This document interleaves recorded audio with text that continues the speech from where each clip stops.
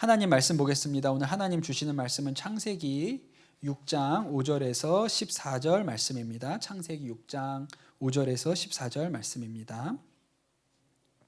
제가 말씀 읽겠습니다. 주님께서는 사람의 죄악이 세상에 가득 차고 마음에 생각하는 모든 계획이 언제나 악한 것뿐임을 보시고서 땅 위에 사람 지으셨음을 후회하시며 마음 아파하셨다. 주님께서 탄식하셨다. 내가 창조한 것이지만 사람을 이 땅 위에서 쓸어버리겠다. 사람뿐 아니라 짐승과 땅 위에 기어다니는 것과 공중의 새까지 그렇게 하겠다. 그것들을 만든 것이 후회되는구나. 그러나 노아만은 주님께 은혜를 입었다. 노아의 역사는 이러하다. 노아는 당대에 의롭고 흠이 없는 사람이었다. 노아는 하나님과 동행하는 사람이었다. 노아는 셈과 함과 야벳 이렇게 세 아들을 두었다. 하나님이 보시고 세상이 썩었고 무법천지가 되었다. 하나님이 땅을 보시니 썩어 있었다. 살과 피를 지니고 땅 위에 사는 모든 사람들의 삶이 속속들이 썩어 있었다. 하나님이 노아에게 말씀하셨다. 땅은 사람들 때문에 무법천지가 되었고 그 끝날이 이르렀으니 내가 반드시 사람과 땅을 함께 멸하겠다. 너는 잣나무로 방주 한 척을 만들어라. 방주 안에 방을 여러 칸 만들고 역청을 안팎에 칠하여라. 아멘. 하나님의 말씀입니다. 제가 강남 선한목자교회에 부임하면서 이사를 했습니다. 제가 결혼하면서 한 집에 살아서 지금까지 살다가 이제 여기 강남 선한목자교회를 부임하면서 이사를 했는데요. 이제 이사를 해야 되니까 짐 정리를 하지 않습니까? 그 짐 정리를 하다가 뭐 많이 버렸죠. 예, 이렇게 살다 보니까 짐이 많아지더라고요. 그래서 많이 버렸는데 제가 물건을 잘 버리는 편인데도 불구하고 못 버리겠는 물건이 하나 나왔어요. 사실은 그거 어디 저 구석쟁이에 있어가지고 있는 줄도 모르고 있었는데 이사하려고 하다가 찾았는데 근데 쓸모도 없고 필요도 없는데 못 버리겠더라고요. 뭐냐면 제가 중학교 때 샀던 기타입니다. 참고로 저는 기타를 치지 않습니다. 그 기타는 줄도 없습니다. 그 소리를 낼 수도 없어요. 근데 그 기타를 발견하고서 제가 버릴까 말까 고민을 했거든요. 근데 사실 저 쓸모없는 거 잘 버리는데 왜 못 버렸냐면 제가 지금 가지고 있는 것 중에 돌아가신 저희 아버지가 사주신 유일한 물건인 것 같아요. 그거 하나밖에 없는 것 같아요. 그래서 이걸 버려야 되나 말아야 되나 고민을 하다가 결국 집에 어디 놓을 데가 없어서 사무실로 가지고 와서 저 사무실 어디 또 구석쟁이에 그 기타가 있습니다. 한번 우리 보물찾기로 한번 여러분 찾아보시면 좋을 것 같기도 해요. 근데 제가 그 기타를 찾고 뭐 잘 닦아가지고 다시 사무실에 갖다 놓으면서 옛날 생각이 났어요. 그 아버지가 그 기타를 처음 사오시던 그날 생각이 났습니다. 진짜 오래전 일이고 한 번도 떠올린 적이 없는데 이제 그 기타를 보면서 생각이 난 거예요. 제가 이제 중학생이 됐을 때 기타를 배우고 싶었어요. 기타 치는 사람이 멋있어 보였거든요. 그래서 아버지한테 기타를 사달라고 얘기를 했는데 그때 저희 집에서 이렇게 교회를 오고 가는 길에 조그만 이렇게 기타 파는 상점이 하나 있었어요.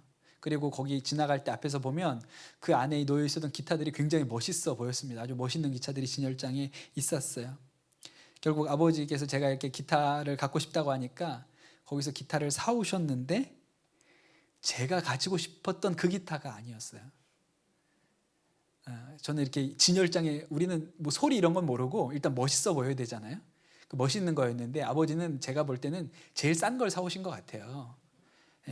그래서 제가 기억나는 게 그 아버지가 사오신 기타를 보고 화를 내고 이거 아니라고 막 때를 썼던 제 중학생이죠. 그랬던 생각이 나요. 아버지가 되게 난처해 하시고 나중에 결국은 그 사오셨던 기타를 가지고 가서 그 제가 원하는 기타로 바꿔 오셨던 생각이 났습니다. 지금 제가 돌이켜서 그때는 그냥 그랬어요. 내가 갖고 싶은 걸 갖는 게 중요한 거였으니까. 근데 지금 저도 이제 두 아이를 키우는 아빠 입장에서 그때의 상황을 다시 생각을 해보는 거예요. 아버지가 그때도 뭐 가정적으로 이렇게 가정이 경제적인 형편이 넉넉하지 않았기 때문에 큰 마음 먹고 아마 제 기타를 사 오셨을 겁니다. 그러면서 사 오시면서 기대가 있으셨겠죠. 아, 우리 아들이 이걸 갖다 주면 되게 좋아하겠구나. 이런 기대를 가지고 오셨는데 딱 열어보고 이거 아니라고. 나 이거 아니라고 막 이러는 아들을 보면서 아버지가 굉장히 당혹스러우시고 난처하셨겠죠. 그 얼마나 좀 마음이 속이 상하셨을까 그 생각이 사실은 올해 그 기타를 보면서 처음 그 생각이 났던 거예요. 여러분 요 세곡동에 저 밑에 상가 내려가다 보면 과일 가게가 있는데 과일 가게에 이렇게 현수막이 붙어 있습니다. 뭐라고 붙어 있냐면 아빠가 사와도 혼나지 않는 과일 가게라고 써 있어요. 아빠들은 대부분 뭘 집에 사들고 가고 혼납니다. 과일 사가지고 가면 식구들이 좋아하겠지라고 사들고 가면 어서 이렇게 맛없는 걸 사왔냐고 늘 이렇게 핀잔을 당하죠. 그게 아빠들의 숙명인 것 같아요. 저도 집에 뭘 사가지고 가면 그렇게 혼날 때가 많은데 근데 아버지가 그 아들 선물로 주겠다고 기타를 사오셨는데 아들이 그거를 마땅치 않아 했으니 아버지가 굉장히 당혹스러우셨을 거라는 생각이 들어요. 나이가 드니까 이제 부모님이 그때 어떠셨을까 이런 생각이 들죠. 그런 여유가 그런 게 커서 이제 사람이 좀 컸다는 얘기죠. 제가 오늘 같이 예배드리는 우리 중학생 친구들한테 그런 기대를 하지는 않습니다. 여러분이 뭐 부모님의 마음을 이해하거나 뭐 저도 못했는데 여러분한테 하시라고 뭐 그런 말씀을 듣는 건 아니에요. 언젠가는 그런 날이 오겠죠. 그때 우리 엄마 아빠가 무슨 생각이었을까 이런 생각을 하게 되시는 날이 오겠죠. 오늘 우리가 성경에서 이제 노아 얘기를 볼 텐데 노아 얘기는 정말 매력적인 얘기입니다. 그 홍콩에 혹시 가보셨습니까?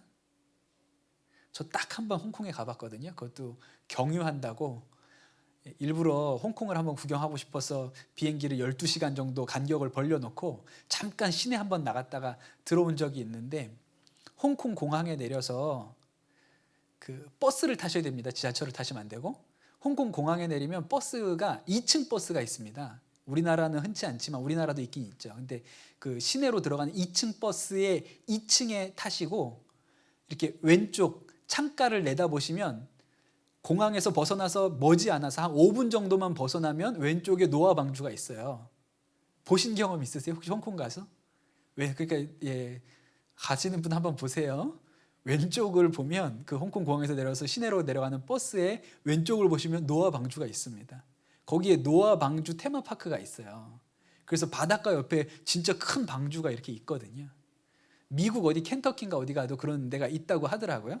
그러니 여러분 노아 방주 이야기는 우리가 이렇게 테마파크로 만들 만큼 지금도 영화로 만들고 또 우리 아이들한테도 성경 얘기해주면 제일 좋아하는 게 노아, 두 번째 좋아하는 게 다윗이 골리앗 물리친 거, 세 번째 좋아하는 게 요나가 물고기 뱃속에 들어간 거 이런 거 아닙니까?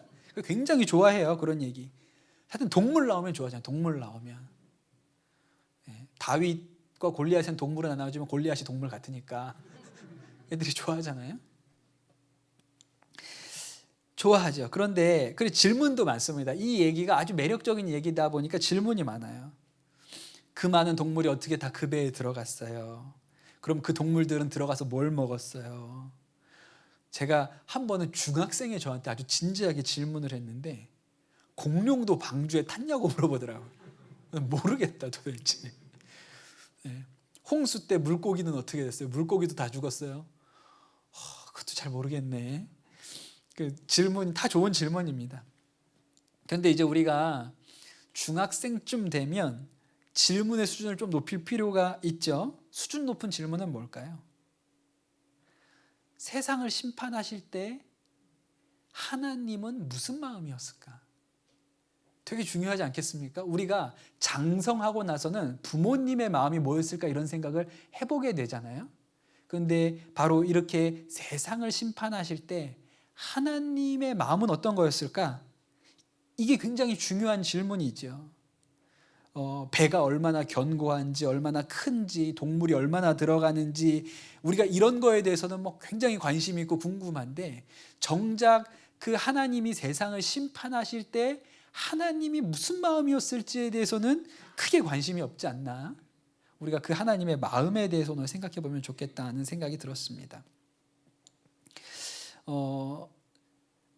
우리가 지난주에 이제 아담으로부터 이제 자손들이 계속 이제 번성하게 되는데, 하나는 가인의 족보가 있고 하나는 셋의 족보가 있다고 그렇게 말씀을 드렸어요. 가인의 족보가 아주 힘이 있고 능력이 있고 도시를 세우는 그런 권력의 족보라고 말씀드렸고, 그에 비해서 셋의 족보는 그렇지가 않죠. 그런데 창세기 6장에 보면 하나님의 아들들이 사람의 딸들의 아름다움을 보고 그들과 결혼하였다. 그리고 나서 이제 죄악이 관영했다. 이렇게 성경이 기록하거든요. 여기서 말하는 하나님의 아들은 셋의 후손들을 의미하는 거고, 사람의 딸은 이제 가인의 후손을 의미하는 거죠. 이것이 이제 혼인 관계로 이제 묶여서 그 사이에서 뭐 네피림이라고 하는 거인들, 용사들도 나타났다. 뭐 이런 얘기가 등장을 합니다. 그러면서 세상이 굉장히 흉악해졌다. 죄가 많아졌다. 그렇게 성경이 기록하고 있습니다. 그리고 나서 세상에 너무 죄가 많아서 오늘 말씀에도 하나님이 완전히 썩었다. 몇 번이나 세상이 썩었다 이렇게 얘기하시죠. 그리고 나서 결심을 하나 하시는데 7절에 보면 내가 창조한 것이지만 사람을 이 땅 위에서 쓸어버리겠다.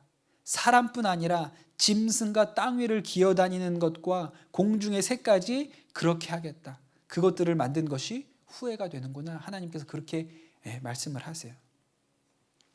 여러분, 세상이 죄로 완전히 오염돼서 그 세상을 멸망시키려고 하는 하나님의 마음은 어떤 것이었을까요?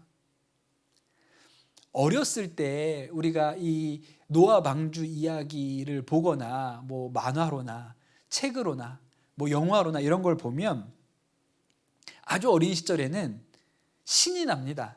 나쁜 놈들이니까 다 쓸어버리니까 좋은 것 같아요. 그냥 한 큐에 홍수로 나가지고 다 그냥 없애버리니까 좋은 것 같아요.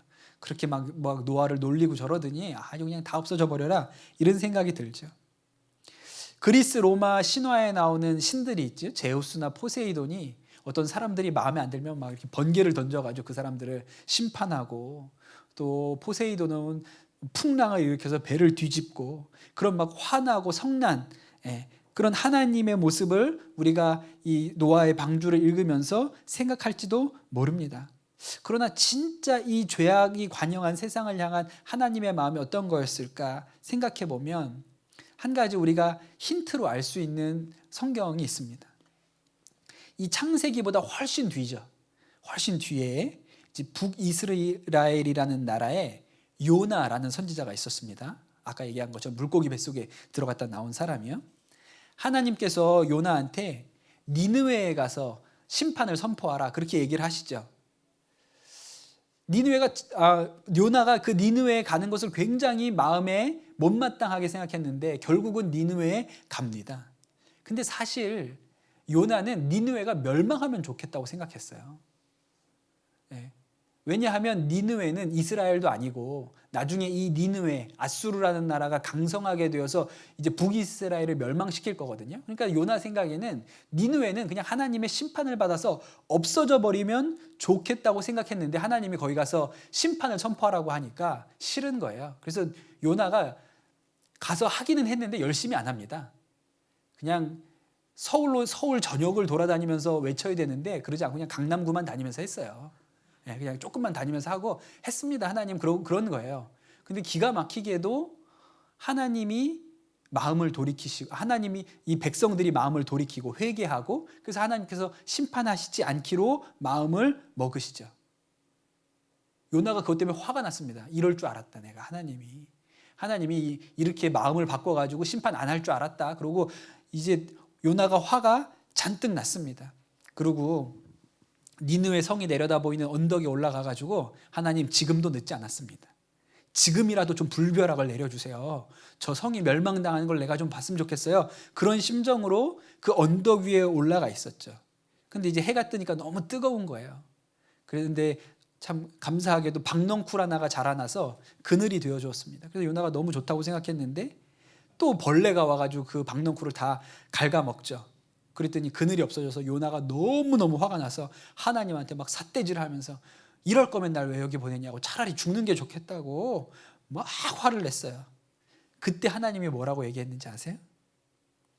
요나에게, 요나야, 네가 수고도 하지 않고 네가 키운 것도 아니고 그저 하룻밤 사이에 자라났다가 하룻밤 사이에 죽어버린 이 식물을 네가 그렇게 아까워하는데, 하물며 좌우를 가릴 줄 모르는 사람이 12만 명도 더 되고 짐승도 수없이 많은 이 니느웨 큰 성읍을 어찌 내가 아끼지 않겠냐, 그렇게 얘기하셨어요. 그 니느웨가 하나님의 말씀을 잘 들었던 것도 아니고 죄인들이 가득한 곳이었는데, 심판받아야 하는 곳이었는데 하나님께서 그 니느웨도 아끼신다고 말씀하시는 거예요. 그렇다면 하물며 하나님이 만드신 이 세상에 대해서 하나님이 가지셨던 마음은 어떤 것이겠습니까?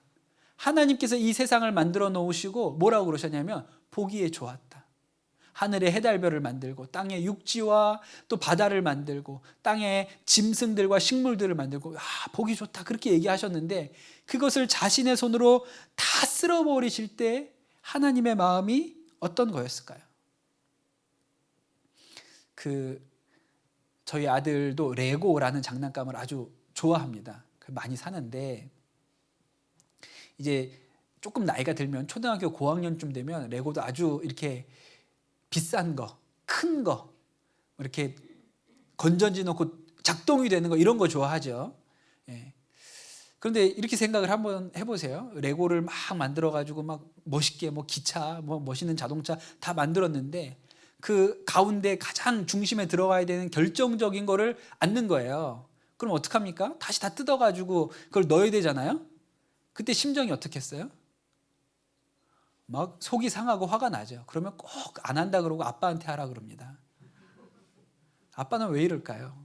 예, 그럼 뭐 지가 안 하고 막 화를 내고 막 찔찔 짜고 나 이거 안 한다고 그러면 그럼 아빠가 할게 그걸 뜯어가지고 막 그걸 또 막 하나씩 막 이러고 있어요. 예, 우리가 그렇게 하잖아요. 자기가 만들어 놓은 것을 다시 다 부수고 새로 만들어야 된다 그래도 그렇게 속상하고 화가 나는 거예요. 그게 레고 장난감인데도 불구하고.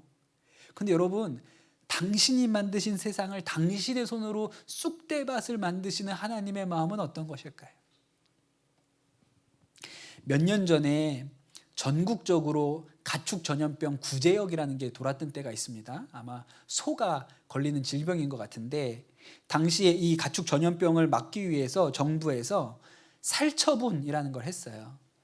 어느 그 축사에 소가 구제역에 걸렸다고 나오면 그 축사에 있는 소를 다 죽였죠. 뿐만 아니라 그 옆에 있는 일대 근처에 있는 모든 소들을 다 죽여서 땅에 파묻었습니다. 그걸 살처분이라고 하잖아요. 그런데 인터넷에 그때 구제역 살처분 축산농가 아들이라는 이름으로 누가 글을 올렸어요. 이런 내용이었습니다. 13년 동안 한우를 키워온 부모님의 축사에 살처분 통보가 내렸습니다. 13년 동안 소를 키워오셨고 그때 121마리의 소가 있었다 그래요. 그런데 이제 그 소를 다 죽여서 땅에다가 묻어야 되는 거예요.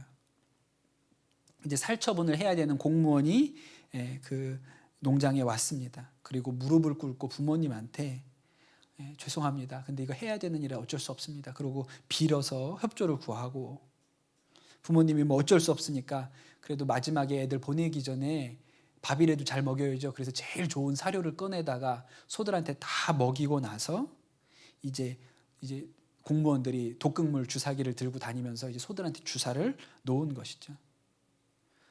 이 공무원도 그 일을 하면서 한 얘기가 내가 진짜 직업을 잘못했겠구나.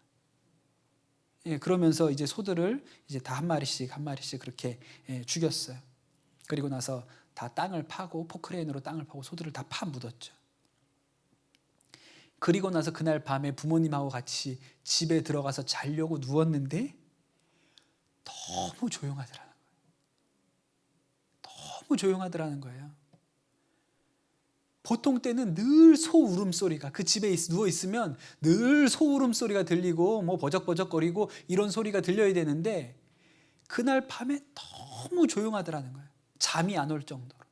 너무 조용해서 잠을 잘 수 없을 정도로 그렇게 조용했다고 그렇게 글을 쓰셨더라고요. 우리가 뉴스로 이거 얘기 많이 들었어요. 살처분한다고. 근데 뭐 아무 생각 없었죠. 그냥 그랬나 보다. 아이고 저 소들을 다 죽였으니 아이고 뭐 값은 제대로 받았을까 이렇게 생각했는데 실제로 그 집에서는 무슨 일이 일어나는지 아세요? 너무 조용한 거예요. 잘 수 없을 정도로. 그 전날까지 와글와글 거리던 그 121마리의 소들이 와글와글 거리던 소리가 가득 차 있던 그 축사가 그냥 너무 조용한 거예요. 저는 하나님께서 세상을 물로 심판하시고 세상의 모든 것이 물 속에 가라앉아 버렸을 때 하나님의 마음이 이것과 비슷하지 않을까 그런 생각이 들어요. 너무 조용한 거예요. 그 전날까지만 해도 뭐 사람도 많고 짐승도 많고 와글와글 이 지구가 막 그냥 온갖 소리로 가득했는데 이 지구가 물에 완전히 다 잠겼어요. 모든 육지가 다 물에 잠겼어요. 너무 조용한 거예요. 그걸 하나님이 어떻게 봤을까?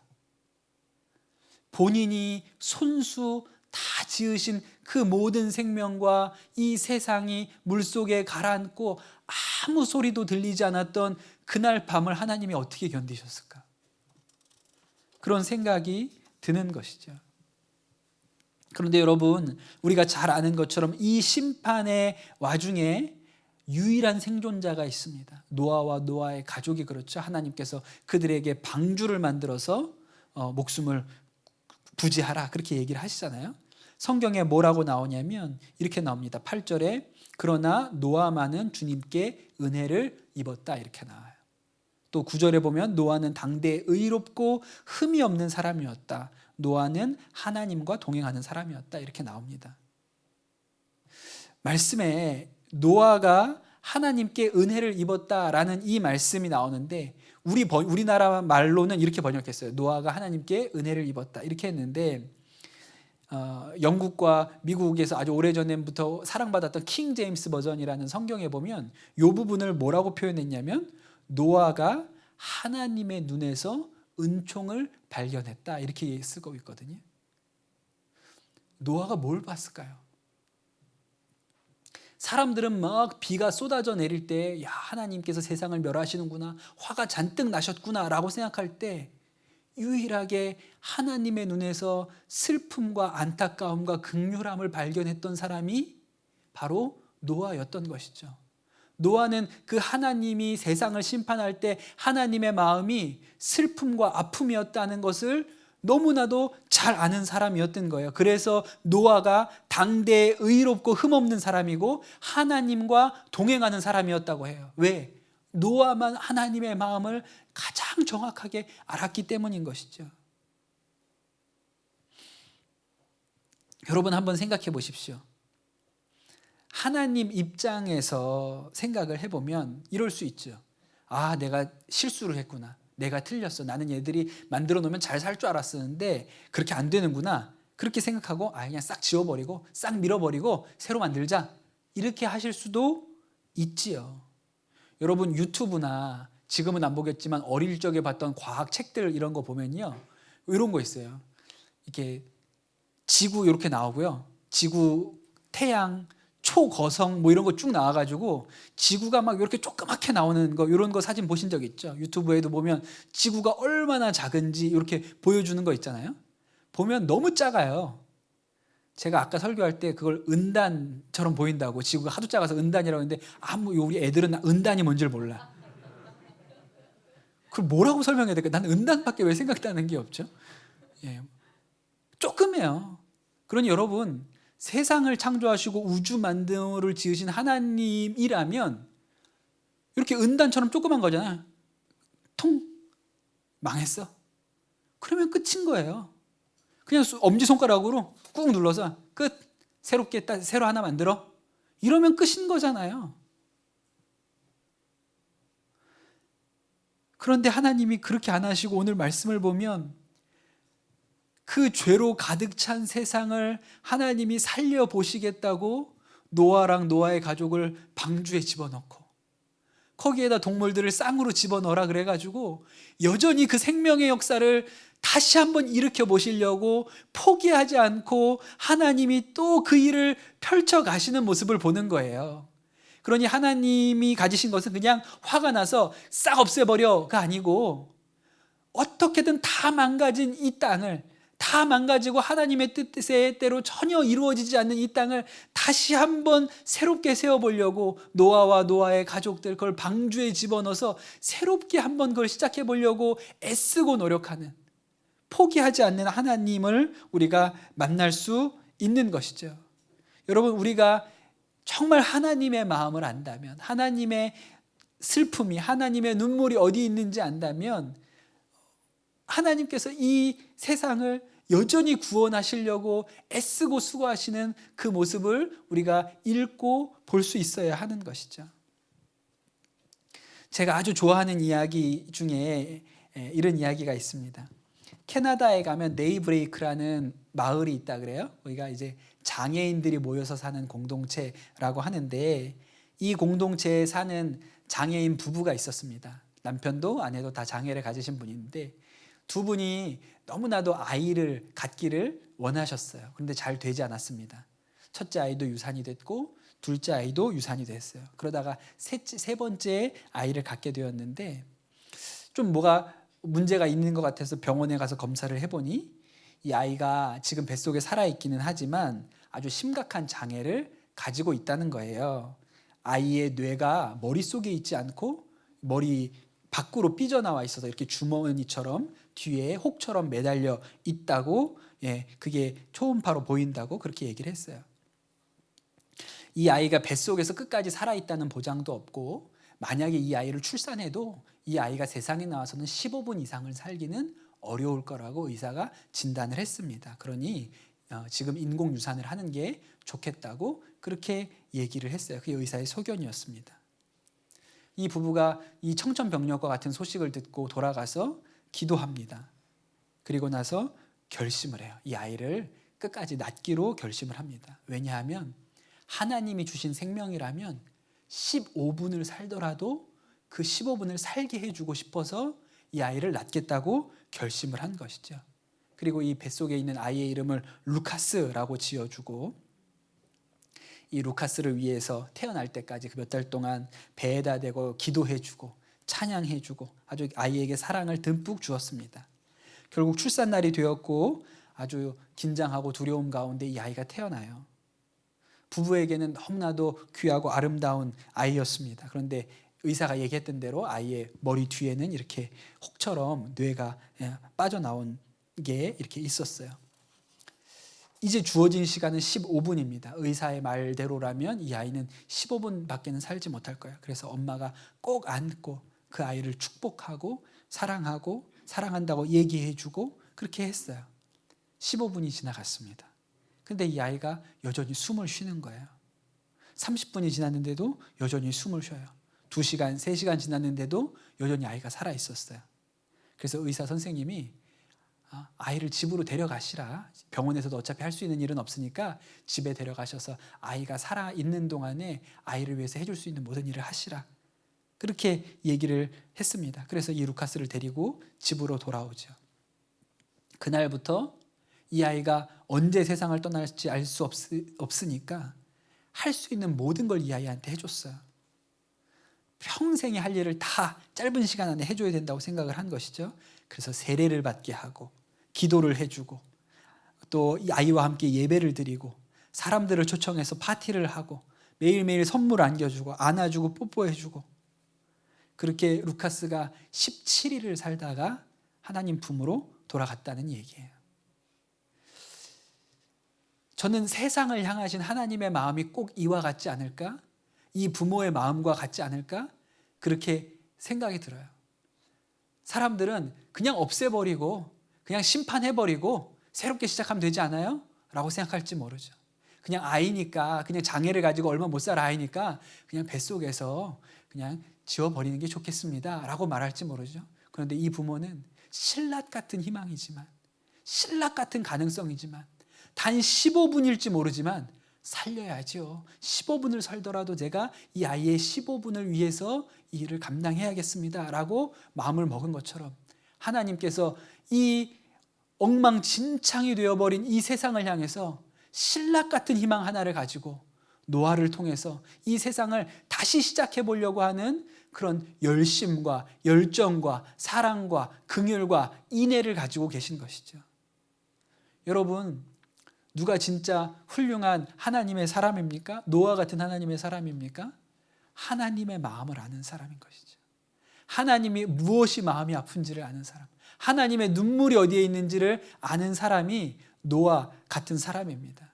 여러분, 우리가 어떻게 오늘 이 자리에 나와서 함께 예배드릴 수 있는 이런 은혜를 받습니까? 하나님의 긍휼, 오래 참음, 하나님의 사랑, 인애, 자비가 아니면 우리가 어떻게 오늘 여기에 왔을까요?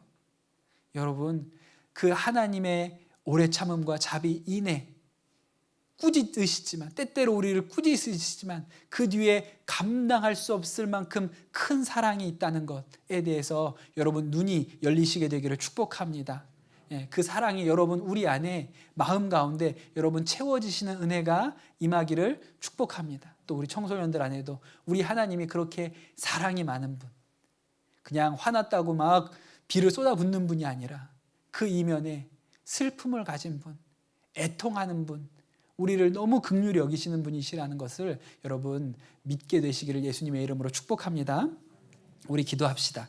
이 시간 기도할 때 하나님, 우리가 노아와 같이 하나님의 마음을 깨달아 아는 은혜가 있게 하여 주시옵소서. 우리가 정말 하나님 마음의 슬픔, 하나님 마음의 애통함, 그것이 무엇인지 우리가 깨달아 아는 은혜가 우리 가운데 있게 하여 주시옵소서. 이 시간 우리 합심해서 기도하겠습니다. 주님, 감사합니다. 우리를 너무나도 사랑하시고 자비를 베푸시고 긍휼을 베푸시고 인애를 베푸시는 주님을 찬양합니다. 주님의 은혜가 아니면 우리가 어찌 감히 이 자리에 있겠습니까? 하나님의 은혜와 그 오래 참으심으로 말미암아 우리가 하나님 앞에 설 수 있게 되었습니다. 주님, 우리가 그 은혜를 받았으니 노아와 같이 하나님의 마음을 깨달아 아는 그런 하나님 믿음의 사람들 되도록 축복하여 주시옵소서. 그리하여 하나님의 마음이 아픈 곳에 우리도 설 수 있는 그런 자들 되도록 축복하여 주옵소서. 감사합니다. 모든 말씀 예수님의 이름으로 기도드립니다. 아멘.